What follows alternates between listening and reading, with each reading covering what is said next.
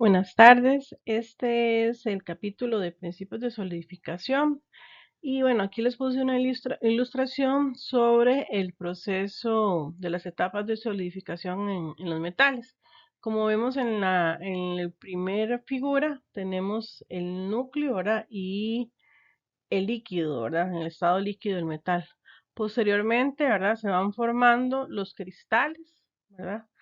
Que formarán los granos que ustedes vieron en el microscopio y alrededor pues está el líquido. Y por último, ya se forman, se solidifican, ¿verdad? Los granos y por ende también tenemos los límites de granos que vamos a observar en el microscopio en alajuela de una forma más efectiva. Bueno, los objetivos de aprendizaje son estos.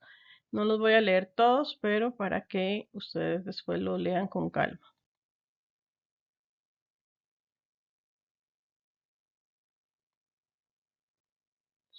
Ok, empecemos con la importancia tecnológica del proceso de solidificación, que es uno de los más importantes en los procesos de manufactura. Como sabemos, ¿verdad? Si ustedes, yo ya les había mencionado en clase, em, todo lo que está alrededor de nosotros es manufactura, materiales, ciencia de los materiales, indistintamente que sea metal o un polímero o una cerámica, ¿verdad?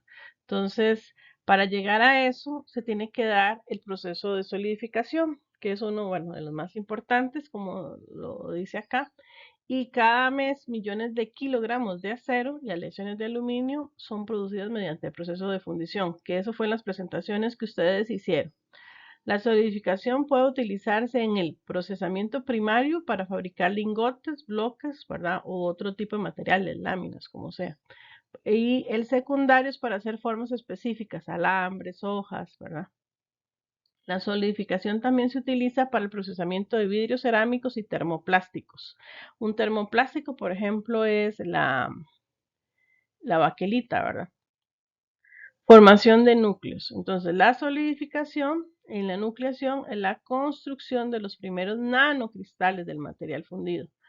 Esta puede ocurrir en materiales sólidos y es un fenómeno general de cambios de fase. Entonces, la fuerza motriz de la solidificación es la energía libre, ¿verdad? Acuérdense que la energía que ustedes vieron en termodinámica, bueno, no sé si están dando transferencia de calor, pero la energía, ¿verdad?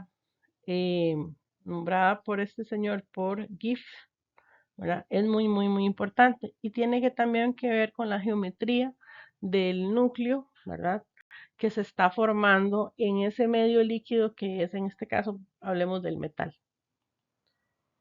Tenemos una figura que explica la formación de núcleos.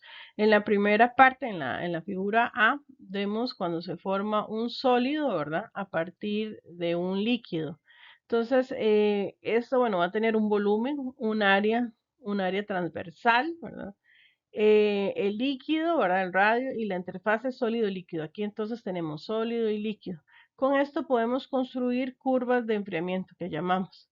Estas curvas, bueno, aquí está el cambio de energía y el radio de la partícula. Entonces ven que aquí, dependiendo de la energía que se le imprima a este estado, ¿verdad? Sólido-líquido, así vamos a formar, ¿verdad? A ver un cambio en el volumen del metal o del material. Esto está muy ligado con el tamaño de grano, cómo se va a formar, que eso lo vamos a ver más adelante con el diagrama hierro-carbono y lo que es los tratamientos térmicos, que ustedes ya tuvieron una pincelada con las presentaciones cortitas que hicieron en clase. Respecto a la formación del núcleo se da en dos sentidos, ¿verdad? La nucleación homogénea y la heterogénea. La homogénea, bueno, ocurre cuando hay un superenfriamiento que es tan grande como para provocar la formación de un núcleo estable y está regido por la fórmula del radio crítico que tenemos acá. La nucleación, pues homogénea casi nunca se da o no ocurre, ¿verdad? Tiene que ser en un ambiente muy controlado, pero la heterogénea requiere menos enfriamiento y es una ruta más común. Se da en superficies preexistentes y eso lo vamos a ver en los metales, que hay una nucleación heterogénea. Los granos no todos son iguales, ¿verdad? Para lograr eso, después hay que hacer un tratamiento térmico posterior. Formación de núcleos, ¿verdad? Está muy importante, es un factor muy importante de la rapidez de nucleación que está en función directamente de la temperatura.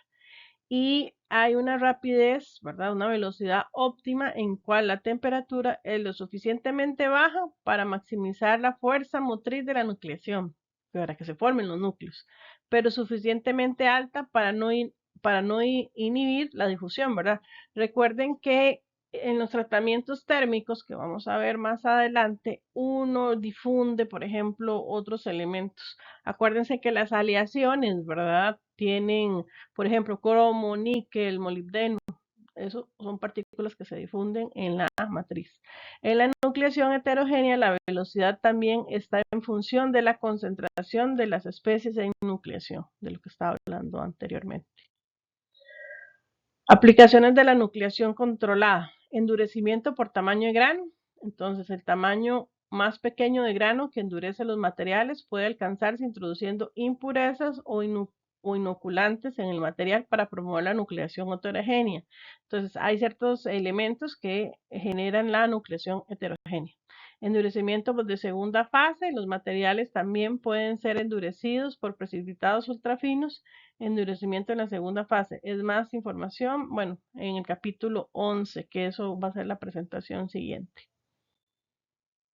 En aplicaciones como vidrios, por ejemplo, las velocidades de enfriamiento rápidas o fundiciones pueden carecer de tiempo para la nucleación, por lo que la estructura líquida se coloca en su sitio y se forma un sólido amorfo, porque son vidrios.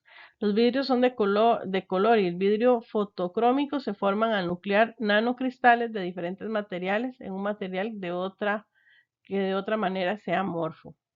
Vidrios cerámicos, materiales que comienzan como vidrios amorfos y terminan como materiales cristalinos con un tamaño de grano ultra fino y se obtienen al introducir agentes nucleantes y calentamiento controlado. Mecanismos de crecimiento. Entonces, yo necesito que estos núcleos que al final se van a formar en granos, ¿verdad? Crezcan. Entonces, la naturaleza del crecimiento de los núcleos depende de cómo se eliminó el calor del material fundido. Durante la solidificación se debe eliminar dos tipos de calor del líquido: calor latente de fusión y calor específico, términos que ustedes vieron en termodinámica. Crecimiento planar es un líquido bien inoculado con condiciones de equilibrio que pueden ocurrir la nucleación heterogénea. Les recuerdo que la homogénea es muy difícil que se dé. Y la más común es la nucleación heterogénea, que nos va a dar granos de diferentes tamaños. El calor latente de fusión se elimina por la conducción de interfase sólido-líquido y el crecimiento de la protuberancia se detiene cuando el resto de la interfase se alcanza. Mecanismos de crecimiento, seguimos. El dendrítico. Entonces, los líquidos no inoculados deben subenfriarse por solidificación. Se promueve una pequeña protuberancia sólida dendrita en la interfase, dando que el líquido más allá de la solidificación esté subenfriado. El crecimiento dendrítico continúa hasta que el líquido está caliente y luego del cual se tiene un lugar el crecimiento planar. El crecimiento dendrítico por lo general presenta solo una pequeña fracción del crecimiento total de los metales puros. Ya voy a presentar una imagen. Entonces vean acá. Este es un sólido como una dendrita, ¿verdad? Como va solidificando.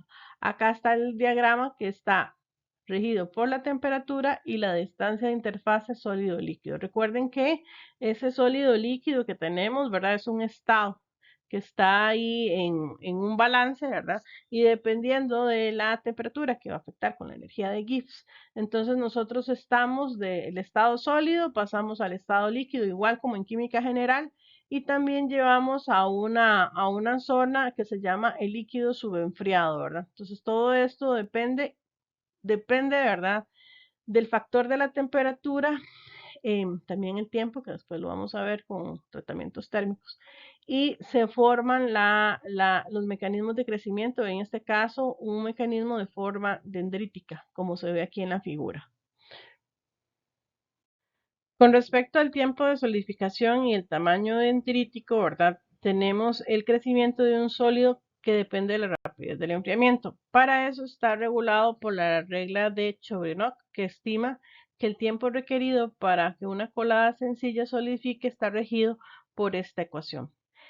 El efecto sobre la estructura y las propiedades, ¿verdad? Es el tiempo de solidificación que afecta el tamaño de las dendritas en particular y el espaciamiento entre los brazos dendríticos, el cual se reduce como la pieza que se enfría rápidamente. Un menor, ¿verdad? Aquí sería la abreviatura de el espaciamiento entre vasos dendríticos secundarios puede resultar en menores propiedades como resistencia más altas y menor ductibilidad. Para esta regla, igual que los otros, yo les voy a preparar unos ejercicios resueltos para que los estudien para el examen. Entonces, acá, digamos, en la presentación me voy a dedicar a dar las fórmulas y después les hago ejercicios.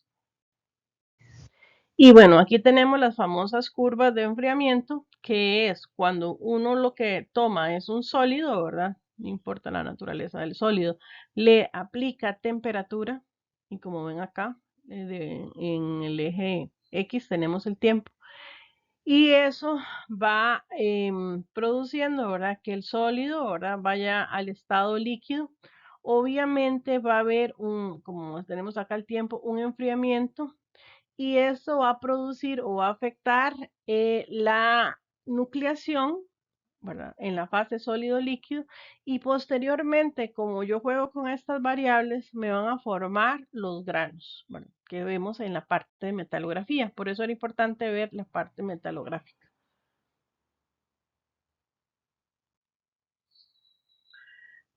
Muy bien, entonces tenemos que todo este proceso de solidificación, ¿verdad? Nos va a llevar a construir lingotes o piezas sólidas que es la parte primaria, ¿verdad? En un proceso de manufactura y posteriormente esto se va a maquinar y se va a someter a otros tratamientos y otras condiciones para formar ya, digamos, alambre o láminas, etcétera, ¿verdad? Entonces, aquí viene que una pieza colada, ¿verdad? Que viene de este proceso de solidificación que fue fundido y después se fundió y después se enfrió es una forma terminada de un metal fundido que ha sido enfriado en un molde, que fue lo de la fundición. En ocasiones el molde produce una forma más sencilla llamada lingote y las piezas coladas tienen una macroestructura que consta de 3 partes. Entonces tenemos la zona de enfriamiento, que es una banda estrecha de granos orientados de manera aleatoria en la superficie de la pieza colada. El metal en la pared del molde es el primero en enfriarse y proporciona varios sitios de nucleación. La zona columnar, que contiene granos alargados, obviamente todo esto se ve por medio de metalografía, no se va a ver a simple ojo, ¿verdad? Alargados orientados en una dirección cristalográfica particular, ya que los granos crecen más rápidamente en ciertas direcciones. Los granos de la zona columnar suelen crecer de manera perpendicular a la pared del molde y resultan en propiedades anisotrópicas en la región columnar. La formación de esta zona es más fluida por el crecimiento que por el fenómeno de nucleación. Y acá tenemos una estructura de una pieza. Ven que aquí está el líquido. Aquí se empieza a dar el enfriamiento, obviamente en las paredes, como mencionaba en la parte teórica. Y conforme va pasando el tiempo y se va enfriando, ven que se van formando los granos y las columnas y ya después se forman las columnas y obviamente aquí tenemos los granos. Y aquí tenemos una metalografía. El fin de llevarlos al microscopio metalográfico en Alajuela es el hecho de que ustedes puedan observar mejor los granos y los límites de granos, ¿verdad? Que están presentes y perennes, ¿verdad? En este caso, en los metales que tenemos en las probetitas que están en el laboratorio. La zona equiaxial, perdón, el sólido, bueno, puede conseguir crecimiento de una manera columnar hasta que se solidifica todo el líquido. Sin embargo, se forma una zona equiaxial en el centro de la fundición o lingote. Esta zona contiene granos relativamente redondos en una orientación aleatoria, lo que resulta en propiedades isotrópicas. La formación de la zona equiaxial es un proceso controlado por la formación de núcleos. Al entender los factores que influyen en la solidificación de distintas regiones, se puede desarrollar diferentes procesos que dominen las zonas de tipo de granos preferidos. Obviamente yo siempre voy a querer granos que sean de una misma forma, de un mismo tamaño y que estén ordenados y pues que el tamaño sea el mismo, ¿verdad? Recuerden que si yo tengo tamaños de granos diferentes, eso me va a influir obviamente en las propiedades mecánicas y no de una buena manera.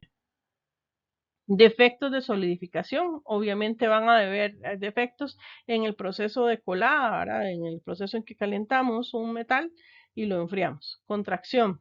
Como los metales son más densos que los líquidos, suelen ocurrir contracciones durante la solidificación. Se forman cavidades en la solidificación y comienzan en todas las superficies de colada y rechupes si una superficie solidifica más lento que otra. Rechupe es como que si fuera como un hueco que se da en la fundición. Se puede utilizar mazarotas para controlar la concentración. La mazarota es una reserva adicional de metal líquido que fluye a medida que se forman cavidades o rechupes, llenando el vacío. Mazarotas son como elementos que metemos en la fundición o en el molde para que no se dé este fenómeno de rechupes, ¿verdad? Que esa contracción. Contracción intendrítica consiste en pequeños poros o concentraciones entre las dendritas. Es difícil de prevenir mediante mazarotas, pero las velocidades rápidas o enfriamientos pueden prevenir este problema. Eso depende del enfriamiento que le demos y cómo estén el ambiente controlado. Porosidad gaseosa, los metales disuelven una gran cantidad de gases cuando se funden. El exceso de gas forma burbujas en el metal, produciendo una porosidad gaseosa. Pueden producirse por varios métodos, por reducir la presión parcial del gas, reducir la temperatura de colado, burbujear un gas inerte, usar aditivos en reacciones con el gas para producir sólidos. Y bueno, aquí tenemos un defecto en la solidificación. De hecho, aquí está la micrografía. Entonces se ve aquí como estas partes negras aquí son producto de esos fenómenos, ¿verdad? Como rechupes, gasificación, en fin, todo lo que mencionamos antes. Entonces uno desea eliminar eso. Para eliminar eso, que tiene que tener un ambiente controlado, saber la temperatura, saber el tiempo, ¿verdad? De enfriamiento. Entonces uno debe evitar esto. Entonces vean aquí cómo se forman estas cavidades, ¿verdad? Esos son problemas, ¿verdad? Que se dan, digamos, el mal proceso de la colada. Aquí tenemos moldes. Bueno, entonces estos son moldes. Vean que aquí el molde son dos caras y tienen una cavidad acá. Y se esparce el metal aquí para poder generar, ¿verdad? La pieza que uno desea. Obviamente todo esto tiene que ser controlado. Inclusive cosas o procesos, en el proceso hay cosas tan pequeñas, por ejemplo, em, cuando uno no centrifuga bien el metal, entonces empieza a formar, digamos, estas burbujas o se da el rechupe o el material, digamos, no se distribuye de una forma bien, entonces hay una acumulación, una nucleación diferente.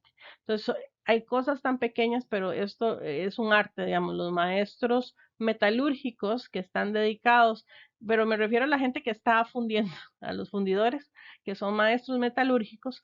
Estas personas que se dedican a esto es un arte y es milenario, ¿verdad?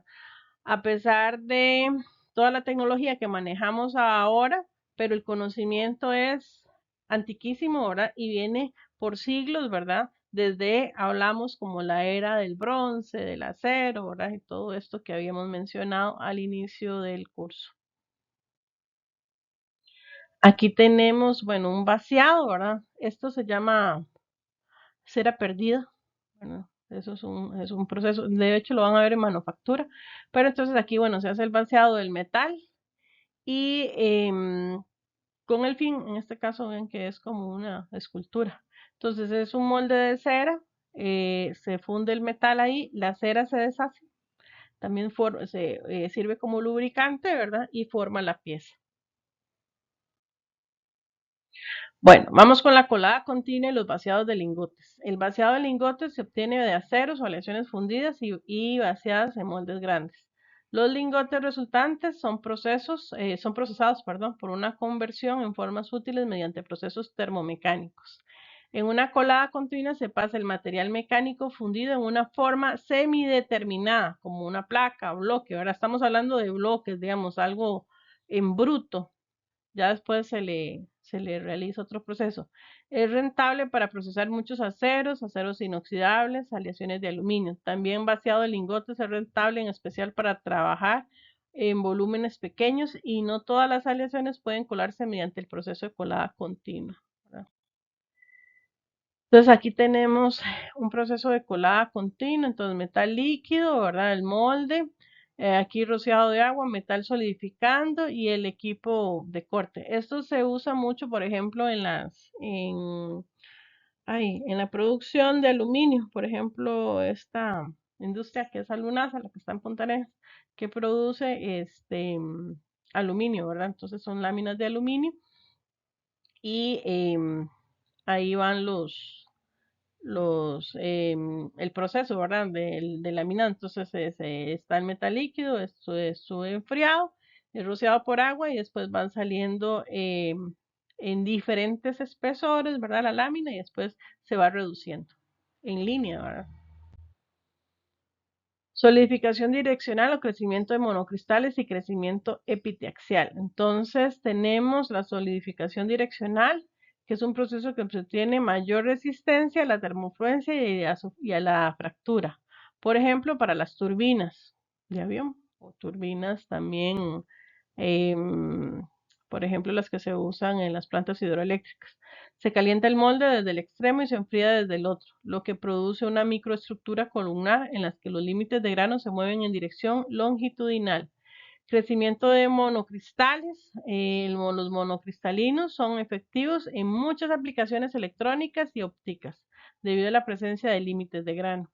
El crecimiento de monocristales se logra utilizando una semilla de cristal pequeño con orientación cristalográfica predeterminada y controlando cuidadosamente la transferencia de calor en los hornos.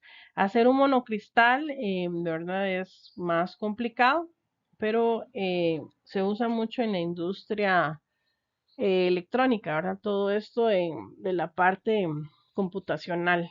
Entonces, y tiene mucho que ver la presencia del límite grano. Yo no quiero muchos granos ahí. Por eso quiero un monocristal para transferir, ¿verdad?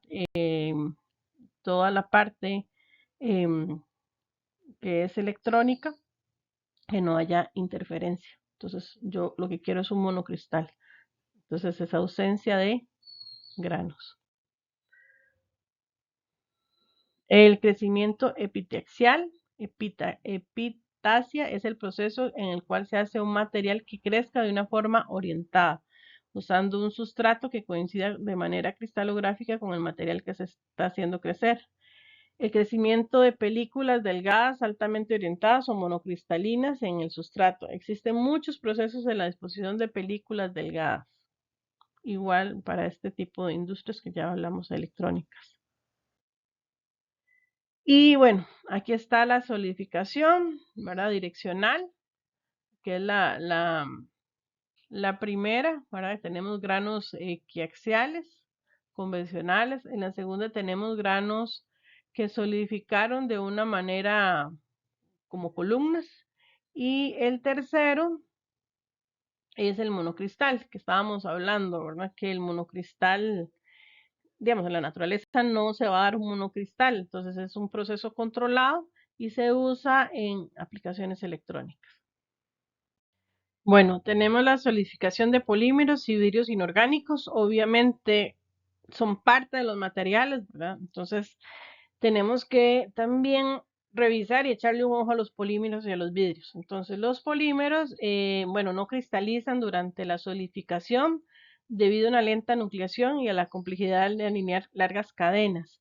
Recuerden que los polímeros estamos metiéndonos en la química inorgánica y son cadenas que fue lo que ustedes vieron en química general, pues una pincelada. Y tenemos estas cadenas, ¿verdad? Que dependiendo de la temperatura y otras condiciones, ellas en 3 dimensiones estamos acomodando estas moléculas. Y ellas obviamente son una estructura diferente a lo que es un metal. Entonces, los polímeros se cristalizan o lo hacen de forma de cristales laminares o parecidos a las placas. Los conjuntos de laminillas crecen a partir de un núcleo común o núcleo producido por una esferulita. La esferulita la pueden ver acá. Acá se muestra y aquí se ve, bueno, esta es como una representación, un dibujo, pero acá se muestra en una metalografía. Con respecto a la esferulita, ¿verdad? Son aglomeraciones de cristales con forma de esfera y son de un orden de 0.1 milímetros o menos, ¿verdad? Se presentan en regiones amorfas entre las laminillas de los conjuntos y las esferulitas. En general, los polímeros como el PET, que el PET se usa para hacer las botellas, por ejemplo, todas estas botellas que tenemos a nivel industrial, por ejemplo, las botellas de Coca-Cola, el nylon, el polietileno cristaliza más fácilmente que otros termoplásticos. La cristalinidad puede originarse por enfriamiento o debido a la aplicación de un esfuerzo. Con respecto a la solidificación de los polímeros y vidrios inorgánicos, ¿verdad? Entonces tenemos que tampoco se cristalizan fácilmente por razones cinéticas. Las fundiciones suelen ser viscosas y la difusión demasiado lenta. De hecho, cuando usted calienta un plástico, fluye y digamos, su estructura, su estado es muy diferente al de un metal para que proceda la cristalización durante la solidificación. La mayoría de los vidrios se fortalecen por medio de templado. Y acá tenemos una micrografía de las esferulitas en una matriz amorfa, en este caso es de nylon. Bueno, y a 200X. Entonces ven cómo se forma. Esta es la forma de los polímeros. Unión de materiales metálicos. En soldadura fuerte, obviamente ustedes conocen la soldadura, una aleación de relleno se utiliza para unir dos piezas de metal. La soldadura blanda, que es un proceso derivado de esta, en ambos tipos de soldadura los materiales que se desean unir no se funden, solo se funden en el material de relleno. La soldadura de fundición para unir metales es una aplicación importante en la solidificación. Se funde parte de los metales que se unirán y se puede adicionar un metal fundido de relleno. Durante la solidificación de la zona de fusión, la nucleación no es requerida y crecen granos columnares. La estructura y las propiedades de la zona de fusión dependen de muchas de las mismas variables de una pieza colada. Es decir, cuando yo estoy soldando y estoy uniendo, lo que se está dando es la solidificación de un líquido, ¿verdad? En ese momento, ¿verdad? Es el metal, con el electrodo lo fundo y ahí también se me forman granos, ¿verdad? Y estructuras y todo este proceso que hablábamos al principio en las curvas de enfriamiento también se dan acá. Vean que aquí tenemos la unión, ¿verdad? Este es el corte transversal de una soldadura. Entonces vamos a unir estos dos metales. Acá se hace el depósito, ¿verdad? Con el electrodo para hacer la fundición de estos dos materiales y obviamente aquí hay una zona afectada y esta zona afectada por el calor va a formar ¿qué? Granos, ¿verdad? Y una estructura. Entonces, cuando yo estoy soldando, también yo tengo que controlar las condiciones. ¿Por qué? Porque si estos granos crecen de forma irregular, me va a hacer frágil la soldadura. Entonces, no va a tener el efecto que yo quiero, que es la unión de estos dos materiales para que sea un soporte en X estructura, ¿verdad? Bueno, aquí hay un resumen de los temas. Sería la transformación de un líquido a sólido. Es tal vez la transformación de la fase más importante en las aplicaciones de ciencia e ingeniería de materiales.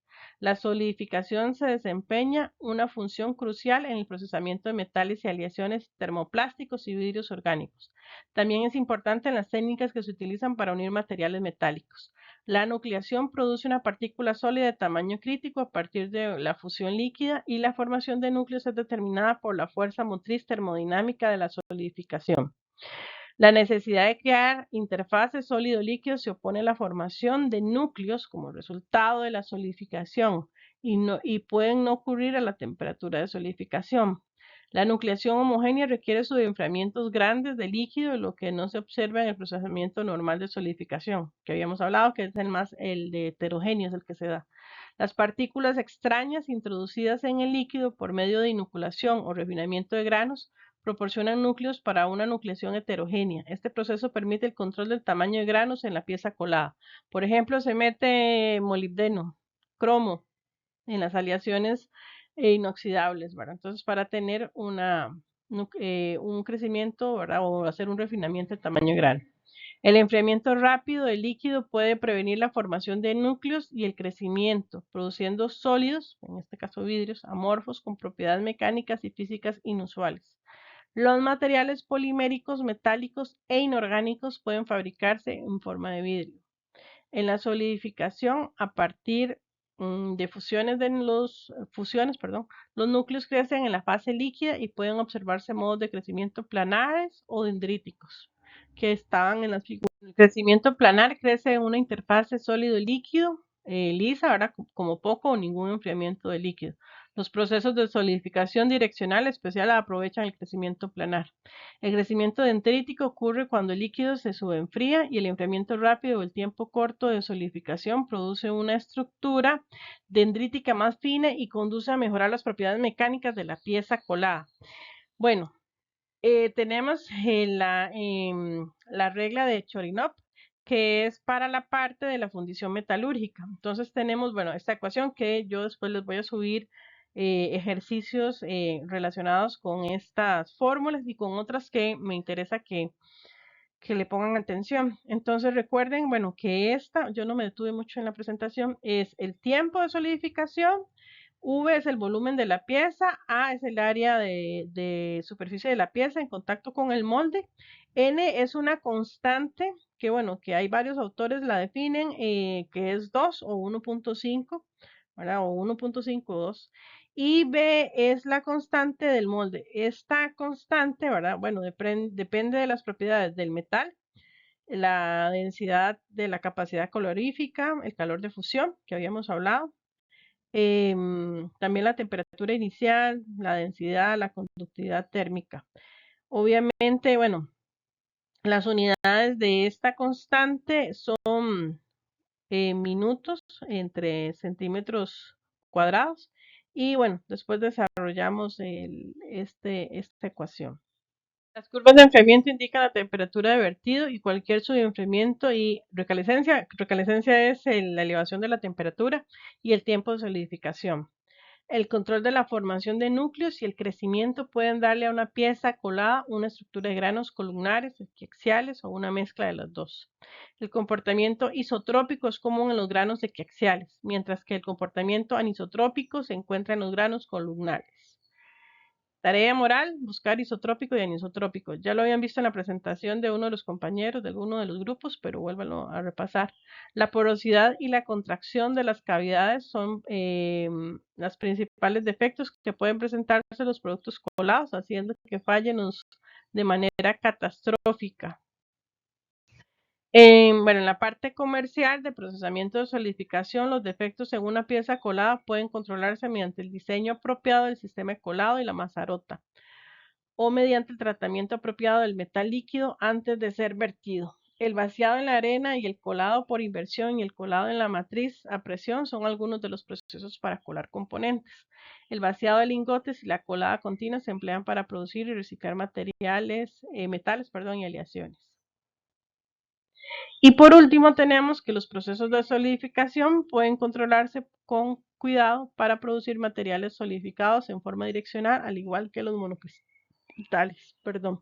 Los procesos equiaxiales utilizan la coincidencia de la estructura cristalina entre el sustrato y el material que se está haciendo crecer y son útiles para fabricar dispositivos electrónicos y de otros tipos, que habíamos hablado de los monocristales. Esta parte es para la solidificación y ahorita les grabo la otra parte en que continuamos para entender más este proceso de solidificación.